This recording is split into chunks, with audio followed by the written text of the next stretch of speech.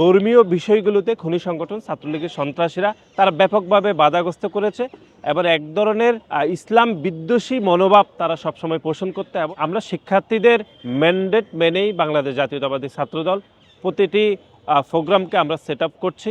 রাজপথে যে আন্দোলন সংগ্রামে বাধাগ্রস্ত করেছে খনি সংগঠন ছাত্রলীগের সন্ত্রাসীরা সেরকম নয়, বরং চিন্তা চেতনার জগৎকেও তারা এক ধরনের প্রতিবন্ধকতা তৈরি করেছে।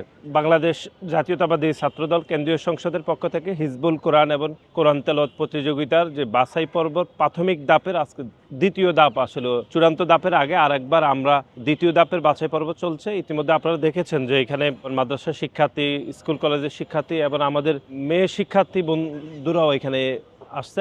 তাদের আজকে দ্বিতীয় পর্বের বাছাই পর্ব চলছে।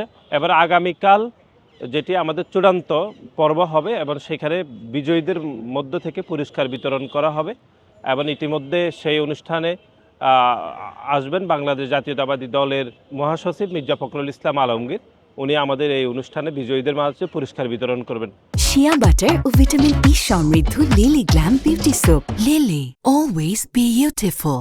গত 15.5 বছর ধরে বাংলাদেশে যে প্যাসিবাদ কায়েম হয়েছিল সেটি শুধুমাত্র রাজপথে যে আন্দোলন সংগ্রামে বাধাগ্রস্ত করেছে খনি সংগঠন ছাত্রলীগের সন্ত্রাসীরা সেরকম নয়, বরং চিন্তা চেতনার জগৎকেও তারা এক ধরনের প্রতিবন্ধকতা তৈরি করেছে।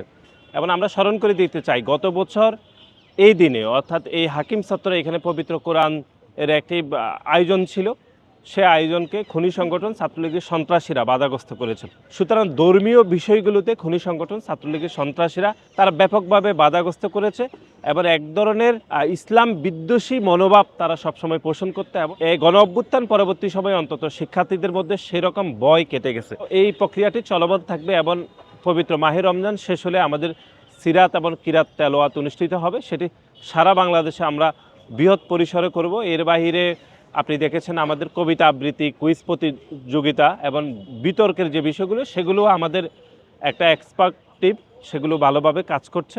আমরা শিক্ষার্থীদের ম্যান্ডেট মেনেই বাংলাদেশ জাতীয়তাবাদী ছাত্রদল প্রতিটি প্রোগ্রামকে আমরা সেট আপ করছি এবং আমরা বিশ্বাস করি যে বাংলাদেশে যে একটি ইতিবাচক রাজনীতির শুভ সূচনা হয়েছে গণ অভ্যুত্থান পরবর্তী সময়ে, প্রকাশ্যে গণতান্ত্রিক রাজনীতি যে আমরা করতে চাই সেখানে যেন কোনো ছাত্র সংগঠন যেন বাধাগ্রস্ত না করে সে বিষয়ে আমরা ছাত্র সংগঠনের প্রতি উদাত্ত আহ্বান জানাচ্ছি। এবং আমাদের প্রতি আস্থা রেখে বাংলাদেশের মাদ্রাসা শিক্ষার্থীরা, স্কুল কলেজের শিক্ষার্থীরা যারা আমাদের উপর আস্থা রেখেছেন তাদেরকেও আমরা কৃতজ্ঞতা জানাচ্ছি।